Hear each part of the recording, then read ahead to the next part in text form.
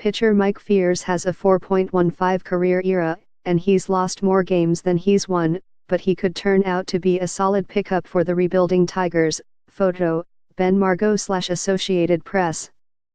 There have been times this off-season when the Tigers announce a move and you're left scratching your head exactly how it fits into the plan.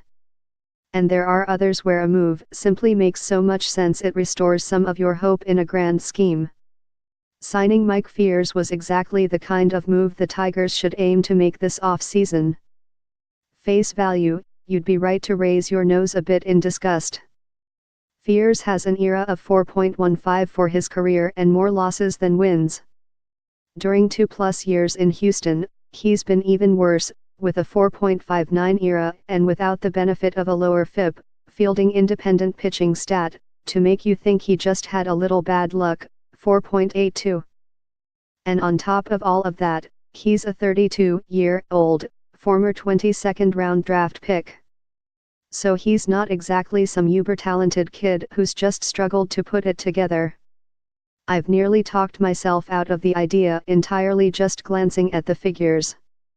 But when you dig a little deeper, there's reason to see the genius behind the move, which will only cost the Tigers $6 million for a pitcher who'll eat 150 to 180 innings in the rotation while providing some veteran leadership to the rest of the staff.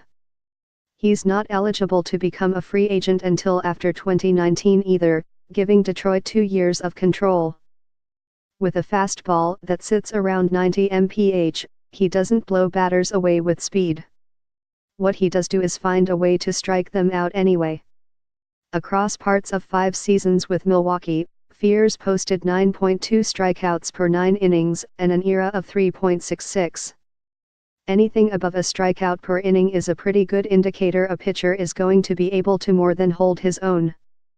After a bit of a drop in 2016 with Houston, Fiers responded by posting 8.6 K/9 last year.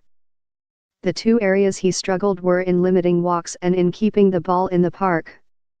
Fiers posted a career-worst 3.64 walks per 9 inning last year to go along with 1.9 home runs allowed per 9 innings, or about 50% worse than the average pitcher last year. Oh, and there's one final piece to this puzzle. Fiers' pitching coach in the Milwaukee farm system was Chris Bosio, who'll be joining incoming manager Ron Gardenhire's staff for the upcoming season. Bosio served as pitching coach for the Chicago Cubs during most of Fiers' major league career, but in that capacity helped his club go from one of the worst pitching staffs in the majors to one of the best. Jake Arrieta won the NL Cy Young Award in 2015, but only after flailing to a 5.46 ERA in 4 seasons in Baltimore. Multiple other mid-level projects turned their careers around in Chicago under Bosio, as well. Put it all together and what you've got is a relatively inexpensive lottery ticket in Fiers.